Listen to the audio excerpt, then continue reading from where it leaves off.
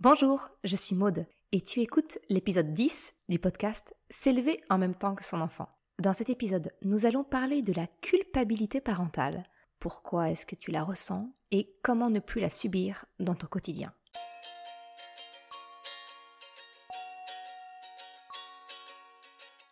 Salut et bienvenue sur le podcast S'élever en même temps que son enfant. Je suis Maude, coach certifiée chez Mercredi, mais surtout maman de 3 enfants. Sur ce podcast, je t'aide à conjuguer la bienveillance avec la réalité de ton quotidien de maman. Utiliser ton choix d'une parentalité bienveillante comme un accélérateur de ton propre développement personnel. T'aider à changer de regard sur les situations que tu vis avec ton enfant pour t'en servir, pour grandir et apprendre sur toi. Hey, salut, je suis contente de te retrouver pour ce nouvel épisode. Aujourd'hui, je souhaiterais te parler d'un sujet qui me tient particulièrement à cœur, la culpabilité parentale. La culpabilité maternelle. Elle est encore trop souvent taboue, je trouve. Peu de personnes osent parler de la culpabilité et de ce qui génère cette culpabilité chez les parents, chez les mamans. Alors, je l'ai brièvement abordé dans le Café Papote numéro 3 qui concerne le tabou « Je regrette ma vie d'avant, ma vie sans enfant ». Mais aujourd'hui, je souhaite vraiment consacrer tout un épisode sur le sujet et démystifier la maternité, pour véhiculer le message que la culpabilité maternelle existe et qu'elle n'est pas une fatalité. Surtout qu'elle est utile quand on arrête de la subir, quand on entend son message. Dans cet épisode, je souhaite t'aider à prendre conscience de la culpabilité que tu peux quelquefois ressentir, pour que tu ne la subisses plus et qu'elle ne te fasse plus souffrir inutilement, mais qu'au contraire, qu'elle devienne un de tes outils dans ta vie à ton développement personnel. Et par voie de conséquence, qu'elle soit moins présente au jour le jour, juste quand cela sera nécessaire pour t'aider à adopter un comportement, une réaction en pleine conscience et qui te corresponde à 100%. Mais avant de commencer, j'aimerais te demander, si tu trouves cet épisode ou ce podcast intéressant, de me laisser une note si ta plateforme te le permet ou, si ce n'est pas le cas, de me dire par message privé sur mon compte Instagram ce que tu en penses, parce que ton retour et ton avis me sont importants pour m'améliorer et proposer du contenu de qualité, des sujets qui t'intéressent vraiment. Avant de rentrer dans le vif du sujet en t'expliquant ce qu'est la culpabilité et sa signification, j'aimerais faire un rapide point sur un constat qui est généralement fait, comme quoi la parentalité bienveillante serait culpabilisante. Parce que c'est une critique que j'entends souvent concernant mon choix de parentalité, peut-être l'entends-tu toi aussi, comme quoi la parentalité bienveillante ferait souvent culpabiliser les parents. La culpabilité de ne pas faire ce que l'on sait être le mieux. Peut-être la culpabilité de continuer de crier alors que l'on connaît les méfaits des violences éducatives ordinaires. Eh bien, le problème n'est pas tant le choix de la parentalité qu'en réalité, il y a une forme d'idéalisation de notre rôle de maman, de parent. J'ai plutôt tendance à croire que ce qui génère une culpabilité chez les mamans, c'est plutôt une vision idéalisée de la maternité. En tout cas, c'était mon cas, avec toutes les injonctions de perfection qui l'accompagnent. Tu t'es peut-être toi aussi dit que tu veux être une bonne maman pour ton enfant, que tu souhaites lui procurer le meilleur. Eh bien, cette vision de la maman présente pour son enfant, réconfortante, à l'écoute, stimulante, mais le fait est que c'est tout sauf une petite plante verte dont nous nous occupons, mais c'est plutôt un être miroir qui reflète parfois ce qui nous déplaît le plus en nous. Et là, ça vient nous chatouiller de manière pas très confortable. Alors, il y a la théorie des neurosciences affectives et sociales et la réalité de ton quotidien. C'est pourquoi je souhaite t'accompagner dans la conjugaison de la bienveillance avec la réalité de ton quotidien. Car la vie n'est pas lisse et simple tous les jours, et en fait rarement, si on veut être honnête. Mais c'est plutôt un système d'équilibre à trouver. Un équilibre entre ce que tu souhaites, ce que tu fais et tes réactions. Un équilibre entre tes besoins et celui de ton enfant. Cet équilibre, c'est ce fameux compromis dont je te parle tout le temps.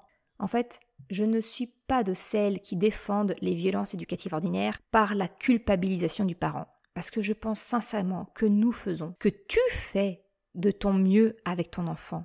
Tu es une pionnière. Tu as probablement peu de modèles autour de toi ayant fait ce choix éducatif. Alors, soit tu te compares et culpabilises de ne pas bien faire, de ne pas y arriver, soit tu lâches carrément l'affaire et puis tu culpabilises parce que dans le fond, tu sais que ce n'est pas ce que tu souhaites. Tu te sens alors désaligné entre tes aspirations et tes actes. Dans les deux cas, tu es perdante, avec la culpabilité à la clé. Poussée à son extrême, en fait, la culpabilité, elle trace tout droit le chemin vers le burn-out parental. Ça commence par une forme de rigidité, une intransigeance envers toi-même, envers ton enfant, de l'hypercontrôle, pour au final arriver à un extrême qui est tout aussi nocif pour toi que pour ton enfant. Moi, j'aime plutôt penser que derrière chaque violence éducative, en fait, il y a un adulte qui tente de remplir un besoin. Je pense sincèrement qu'aucun parent n'a recours aux violences éducatives ordinaires pour le simple plaisir, par pur masochisme. Non, le recours aux violences éducatives, c'est pour moi qu'un réflexe qui est issu de notre éducation, de la société, pour exprimer notre besoin en tant qu'adulte. Quand tu as recours à ces violences dites éducatives, c'est toujours pour remplir un de tes besoins. C'est pourquoi je t'invite toujours à demander à ton enfant d'exprimer son besoin, mais toi aussi d'expliquer à ton enfant quel est ton besoin. Cette fameuse recherche du compromis dont je te parle sans cesse pour construire une relation de coopération. Car exprimer ton besoin, c'est le premier pas pour sortir du cercle vicieux des violences éducatives ordinaires. Et donc, sortir de la culpabilisation. Parce qu'au final, on sait toutes que nous ne nous comportons pas comme nous le devrions, comme nous le souhaitons avec notre enfant. Et je dis bien nous. Les violences éducatives ordinaires ne sont rien d'autre qu'une stratégie de compensation à un besoin insatisfait que tu as en tant que parent, en tant qu'adulte. Alors, on est bien d'accord, cette stratégie n'est ni bonne pour ton enfant, ni pour toi, ni même pour votre relation. Comme d'ailleurs je te l'ai expliqué dans l'épisode où j'aborde la place des punitions dans l'éducation positive. Mais si tu écoutes ce podcast, c'est que tu as déjà fait le premier pas vers une éducation respectueuse de ton enfant, vers une éducation bienveillante, positive, consciente, quel que soit le nom que tu lui donnes. Et tu connais, ou soupçonnes très fortement, les effets négatifs de ces pratiques. Mais comme tout le monde, tu es humaine.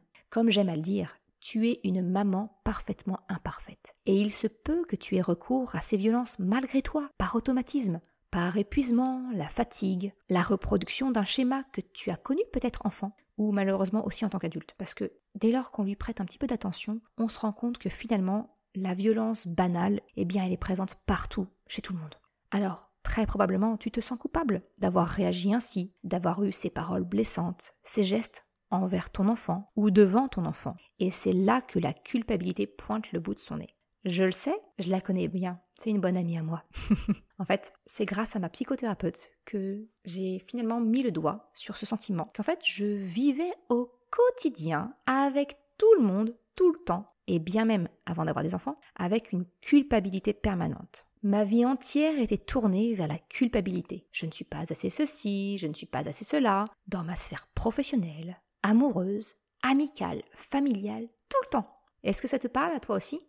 Est-ce que tu vis avec la culpabilité en permanence ? Alors ce que je te propose aujourd'hui, c'est de faire le premier pas pour apprendre à t'éloigner d'elle, qu'elle ne fasse plus partie de ton quotidien, mais qu'au contraire, qu'elle ne soit présente que comme une sonnette d'alarme pour te permettre de corriger le tir. Ne plus la subir, mais t'en servir comme un outil de ton développement personnel. Pour ça, je vais t'expliquer un petit peu ce qu'est la culpabilité. Alors, si tu connais mon guide gratuit, La boussole des émotions, et si c'est pas le cas, tu peux aller le télécharger sur mon site www.merrecredi.com, tu le trouveras facilement en téléchargement gratuit. Eh bien, si tu connais mon guide, tu sais probablement déjà qu'il existe un modèle des émotions qui est perfectible, qui s'appelle le modèle de Plutchik. Alors, je suis désolée pour la prononciation, je dois sûrement écorcher le nom à ce monsieur. Mais bref, tout ça pour dire que dans ce modèle, la culpabilité est définie comme un mélange de deux émotions, la joie et la peur. Oui, t'as bien entendu, la joie et la peur. Alors, bien évidemment, les émotions sont humaines, donc elles ne sont pas à 100% modélisables, d'où le fait que ce modèle peut être critiqué et critiquable. Mais il a au moins le mérite de donner une piste de réflexion. Et c'est pourquoi je te l'explique dans la boussole des émotions, pour pouvoir t'aider à développer ton propre vocabulaire émotionnel. Donc pour en revenir à ce mélange de joie et de peur que serait la culpabilité, eh bien ça peut s'expliquer assez facilement. Alors la peur semble assez logique. En fait, quand on se sent coupable, eh bien on craint les conséquences. Tu n'es pas très sereine sur l'avenir. Que ce soit de te faire prendre, de te faire gronder, tu vois, si c'est le cas de ton enfant, ou toi peut-être de ne pas te sentir confiante dans la relation avec ton enfant. Quand tu culpabilises d'une réaction que tu as eue vis-à-vis de quelqu'un, tu as peur dans le fond que cela n'entache votre relation. Tu aurais aimé avoir réagi différemment. il y a bien donc une part de peur qui est associée à cette émotion. Mais la joie, je t'avoue, effectivement, ça peut sembler un peu plus saugrenu. Mais laisse-moi te présenter la situation sous un autre angle, comme toujours, pour que tu puisses l'entrevoir dans ce sentiment de culpabilité. Quand tu fais quelque chose, que tu dis quelque chose qui te fait culpabiliser par la suite, c'est bien souvent une action ou une parole dont tu as besoin sur le coup pour te sentir mieux. Tu sais, quand tu vides ton sac, pour répondre à un besoin profond, même si tu n'identifies pas bien lequel. Eh bien, la joie, dans ce cas-là, c'est justement la satisfaction ressentie sur l'instant. Par exemple, tu as crié sur ton enfant, ou ton conjoint, parce que tu n'en pouvais plus. Eh bien, crier a permis à ton corps d'hurler le stop, d'hurler le sentiment d'épuisement, d'être à bout. Il a satisfait ton besoin de poser tes limites et de les exprimer. Alors, certes, pas de la façon la plus constructive, mais remarque quand même comment crier te soulage, en partie, sur le moment. Tu exprimes vocalement une tension intérieure. C'est là où se situe la joie, l'expression d'une partie qui ne s'exprimait pas. C'est une joie, alors courte et fugace, on est d'accord. C'est une joie de l'expression de ton besoin, très vite rattrapée par la peur, car tu sais que ce n'est pas un moyen d'expression acceptable et souhaitable. Donc la culpabilité, c'est bien un mélange de joie et de peur. Mais alors, quelle est la signification de cette culpabilité ?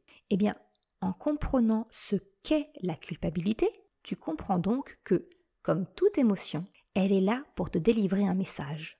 Celui d'un de tes besoins non satisfaits, non entendus, non exprimés, et d'une peur liée à une incohérence entre ce que tu sais et ce que tu fais. En d'autres termes, la culpabilité, elle exprime un besoin à satisfaire et un désalignement entre tes actions ou réactions et tes pensées. Donc le message numéro 1 de ta culpabilité, c'est ton besoin. Si tu me suis un petit peu, tu commences à me connaître et tu sais que l'expression du besoin, c'est à la base de tout. La force de la relation avec ton enfant ou de toute autre personne d'ailleurs, à la recherche du compromis qui sera ta sortie de secours d'une situation tendue. Alors le besoin peut sembler assez facile à comprendre et je t'en reparlerai quand nous aborderons la partie de comment sortir de la culpabilité. Aujourd'hui, je vais plutôt me concentrer sur cette notion de désalignement que j'ai encore peu mentionnée jusqu'ici dans ce podcast et qui est pourtant fondamentale pour faire face à cette culpabilité que tu ressens. Donc le message numéro 2 de la culpabilité, c'est bien cela, le désalignement. Pourquoi ressentons-nous de la culpabilité en tant que maman, en tant que parent ? Eh bien la culpabilité, elle est là pour te signifier que tu es désaligné. Désaligné entre la théorie, ce que tu souhaites, et désaligné avec tes actions, ce que tu fais, tes réactions, ton comportement. Il y a d'un côté toute la théorie que tu connais, tous les livres de pédagogie positive, du développement de l'enfant, que tu désires pour accompagner au mieux ton enfant. Et puis, il y a la réalité du quotidien, la fatigue, le travail, les contraintes d'horaire, l'épuisement, le manque de relais, de soutien, la personnalité de ton enfant. Ton réservoir d'énergie, de patience se vide petit à petit jusqu'à ce que tu sois complètement à sec. Et là, eh bien, tu ne peux plus donner ce que tu ne possèdes plus. Tes réactions, ton comportement avec ton enfant sont alors régis par ton pilote automatique, par tes réflexes, tes automatismes. Et c'est tout à fait normal. C'est pour tout le monde pareil, moi y compris. Et bien souvent, comme ton choix d'une parentalité bienveillante est un choix en conscience, souvent muet par la volonté de ne pas reproduire ce que tu as connu, la volonté d'améliorer ce qui t'a été transmis, eh bien, quand ton pilote automatique se met en marche, eh bien tout ça, ça passe à la trappe, tant que tu n'as pas déprogrammé certains de tes réflexes. Et alors, s'ensuit un désalignement entre la maman que tu souhaites être pour ton enfant et celle que tu es là, tout de suite, maintenant, dans ton moment de craquage. C'est exactement ce que je propose aux mamans que j'accompagne. C'est apprendre à conjuguer la bienveillance, donc la théorie, avec la réalité du quotidien. Et cela passe par dompter cette culpabilité maternelle pour t'en faire une alliée. Donc oui, la culpabilité, elle est utile. Ce que je souhaite te faire prendre conscience à travers cet épisode, c'est de voir la culpabilité comme une émotion qui t'est utile. Considère-la comme un voyant de ton tableau de bord personnel. Ton alarme incendie, c'est ça. En fait, c'est un signal d'alarme pour te dire que tu nages à contre-courant de tes désirs, de tes valeurs, de tes besoins. Tu comprends donc que je ne vais pas t'aider à éliminer la culpabilité. Parce que je ne vais pas te conseiller de débrancher ton alarme incendie sous prétexte qu'elle est en train de sonner. Non, non, je vais plutôt te montrer où se situe la pièce en feu et te montrer la sortie la plus proche. Ce que je souhaite, c'est t'apprendre à écouter cette culpabilité, en prendre conscience pour mettre les actions derrière qui te permettront de corriger la trajectoire, te recentrer entre ton désir, ton besoin et ton comportement pour que le tout se réaligne et que le voyant de la culpabilité s'éteigne, laissant place à un sentiment de justesse, de bien-être. Alors ok, tu vas me dire un mot de... C'est bien gentil toute cette théorie, mais concrètement, je fais comment ? Eh bien, en fait, ce que je dis aux mamans que j'accompagne, c'est que tu ne peux pas changer ce dont tu n'as pas conscience. Donc la première étape nécessaire, le premier pas, c'est de prendre conscience de la présence du sentiment de culpabilité. Alors à chaud, il peut être difficile de la reconnaître. Généralement, on est complètement prise dans le tourbillon de nos émotions et sans un peu de pratique, eh bien, c'est quand même difficile de la percevoir. Mais ce que je souhaite te conseiller, c'est vraiment d'analyser la situation, quand tu le peux, à froid, quand la pression est retombée, afin d'en tirer un enseignement pour éviter que cette situation ne se reproduise une nouvelle fois. Pose-toi ces questions. Quelle était la situation qui a déclenché la crise ? Qu'est-ce que tu as ressenti précisément sur le moment ? Essaye de préciser les différentes émotions qui composaient ta sensation. Et alors pour cela, je peux te conseiller de t'appuyer sur la liste du vocabulaire émotionnel que je te partage dans la boussole des émotions. À partir de là, si tu perçois de la peur et une forme de soulagement, qui est donc la joie, même fugace, eh bien il y a fort à parier que tu ressens en fait une pointe de culpabilité. Et là déjà, tu l'as démasqué. Maintenant que tu as identifié et pris conscience de ce possible sentiment de culpabilité, je t'emmène creuser un petit peu plus pour voir ce qui se cache derrière. Quel est le message de cette émotion ? Quel besoin as-tu dont tu peux maintenant prendre conscience ?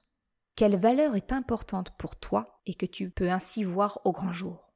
Par exemple, le besoin d'être respecté, le besoin de calme, le besoin d'un environnement rangé. Je te donne des exemples vraiment au hasard. Mais c'est vraiment d'identifier ce qu'il y a d'important pour toi. Parce que la définition de tes besoins, de tes valeurs fondamentales, eh bien c'est une étape importante dans la connaissance de toi. C'est à la base de tout. C'est à la base de ton développement personnel. Alors je t'invite vraiment à utiliser ta culpabilité comme un outil pour apprendre à te connaître toi. Quels sont tes besoins fondamentaux ? Quelles sont les valeurs importantes à tes yeux ? C'est t'en servir pour réaligner tes souhaits, tels que la parentalité bienveillante, avec ton comportement, tes réactions. Alors cela peut conduire à des petits réajustements, par exemple lâcher prise sur le rangement des jouets, lâcher prise sur le fait que ton enfant choisisse une tenue vestimentaire où c'est un peu, ça pique les yeux tellement c'est violent, mais ok, ça peut faire partie des petits réajustements, parce que finalement c'est pas quelque chose de si important à tes yeux. Et ça peut aller jusqu'à des plus grosses modifications, comme le choix de déménager à la campagne pour pouvoir respirer et adopter un mode de vie un peu plus slow life. Ça peut être le choix d'une reconversion professionnelle, le choix d'un congé parental. Et alors, tous les exemples que je te donne là ne sont pas purement fictifs. Non, ils sentent bien le vécu.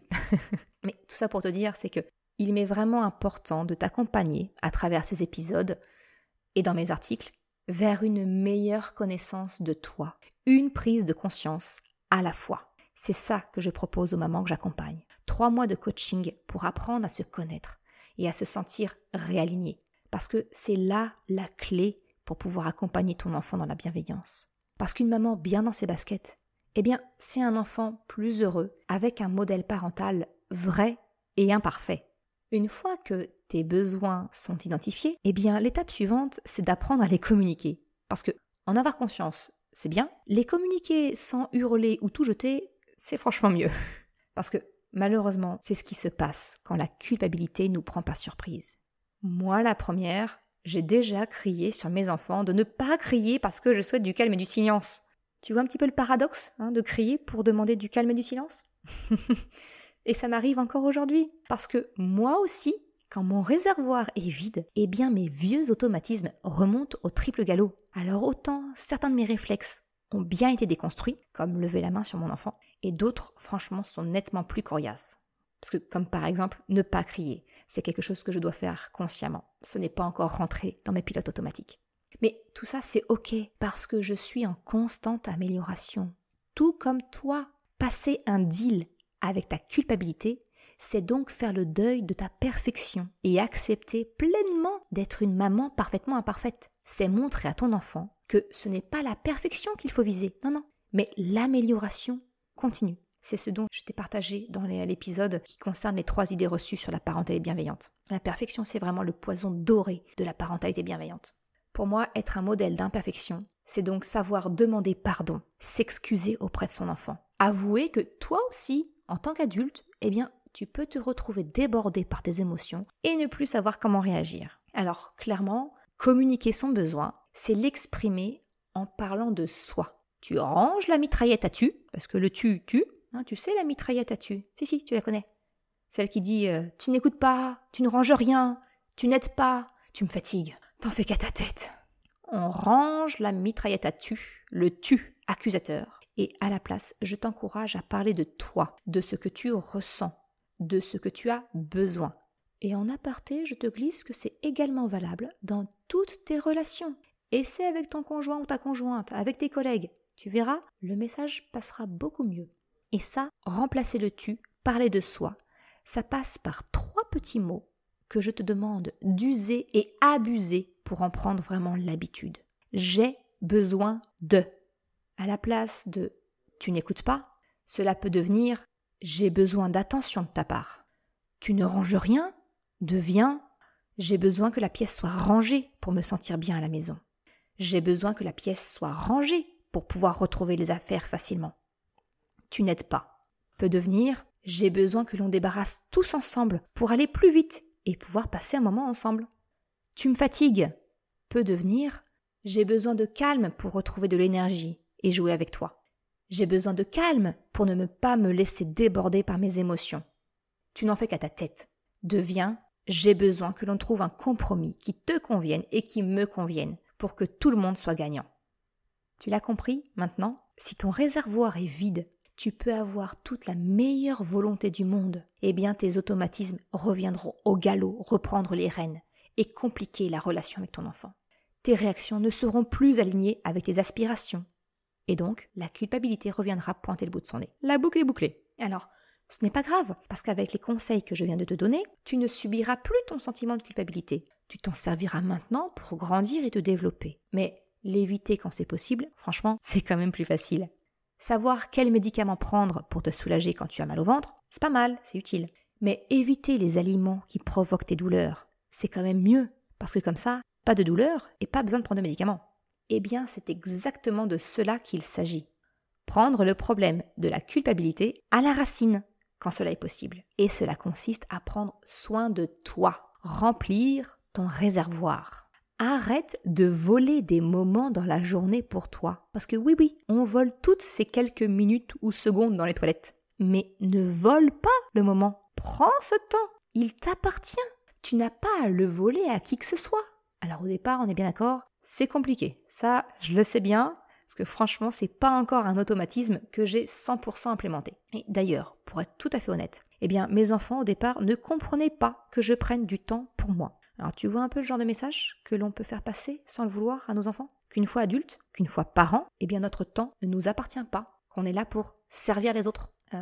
J'en ai pris conscience quand Chocapic a commencé à me dire que non, lui, il ne voulait pas d'enfant. Je dis, tiens, bon, pourquoi pas, hein, c'est son droit. Mais en grattant un tout petit peu la question, j'ai compris qu'en fait, non, il aime bien avoir du plaisir et qu'il voit les enfants comme une contrainte. Et je me dis, oula, il y a quelque chose à corriger, Maud, là. Hein. Alors tu vois, ce que je veux dire par là, c'est que mets fin toi aussi à cette transmission, parce que peut-être tu l'as reçue toi aussi en héritage. Et montre à ton enfant qu'une maman, qu'un parent, ça a besoin de temps pour soi, et c'est ok, et c'est normal. Alors bien sûr, je ne te parle pas de prendre 1 heure immédiatement, quoique franchement, si tu peux, fais-le. Mais ce que je dis, c'est arrête de voler ton propre temps. Ce temps que tu voles, entre guillemets, prends-le pour toi, en pleine conscience. Alors ce terme, pleine conscience, il a vraiment le vent en poupe en ce moment. Mais ce que je veux dire, c'est réalise. Prends conscience de ces quelques minutes, quelques secondes, si tu as un bébé très fort demandeur, mais prends conscience de cet instant que tu prends pour toi. Pour te donner mon exemple, moi maintenant j'ai décidé de savourer mon café le midi. La table à débarrasser, elle m'attend. J'ai expliqué à mes enfants que non, Non, pendant les 5 minutes où je prends mon café, je ne suis pas disponible. Même si je suis physiquement présente, je souhaite ces 5 minutes pour moi. Et si ça te paraît impossible, crois-moi, ton enfant est un être intelligent. Si tu lui expliques ton besoin, et ouais, encore et toujours, si tu lui expliques ton besoin et ton pourquoi, il comprendra très vite qu'il a tout à gagner de te laisser ces quelques minutes. Même Krapopoulos, du haut de ses presque 3 ans, a parfaitement compris qu'il a tout à y gagner de me laisser quelques minutes avec mon café chaud. Alors je te dis pas, ça ne fonctionne pas tous les jours. Quelquefois, les émotions s'en mêlent. Et j'ai pas 5 minutes pour moi, mais 1 minute. Mais 7 minutes, je réalise que je la prends. Et c'est ce que j'aimerais vraiment que tu retiennes. Savoure 7 minutes. Savoure ce temps que tu prends pour toi. Alors tu vas me dire, mais Maud, 1 minute, 5 minutes. C'est une micro-goutte. Mais je te répondrai, qu'est-ce qu'un océan si ce n'est qu'une multitude de micro-gouttes? Alors, mon image est bien gentille, mais ce que je veux dire par là, c'est qu'il faut commencer par quelques minutes pour commencer et prendre cette habitude, pour faire prendre cette habitude peut-être à ton enfant, pour tout doucement reprendre le temps pour toi et de remplir ton réservoir. Apprendre à remplir son réservoir, franchement, ça pourrait faire l'objet d'un épisode à lui seul. Si le sujet t'intéresse, n'hésite pas à me le dire en commentaire sur ta plateforme d'écoute, si elle le permet, ou tu peux m'envoyer un message privé sur Instagram. Ce sera avec grand plaisir.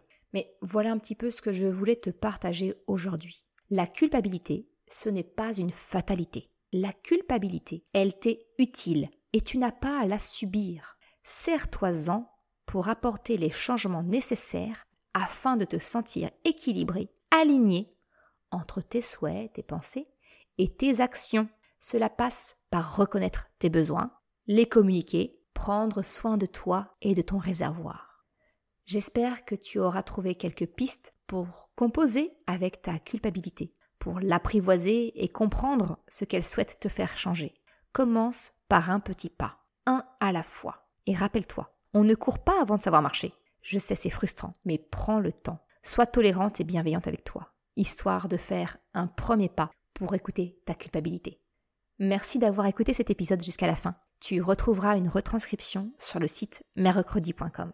Si tu as aimé cet épisode, s'il t'a été utile, je t'invite à le partager, à en parler autour de toi, ou si le cœur t'en dit, de me laisser une note 5 étoiles sur Apple Podcast. Cela me permet de faire connaître le podcast et m'encourage à progresser. Un grand merci à celles et ceux qui prendront le temps de le faire. Je te souhaite une excellente journée, après-midi, soirée, quel que soit le moment où tu écoutes. Et je te dis à très vite dans un nouvel épisode. Ciao!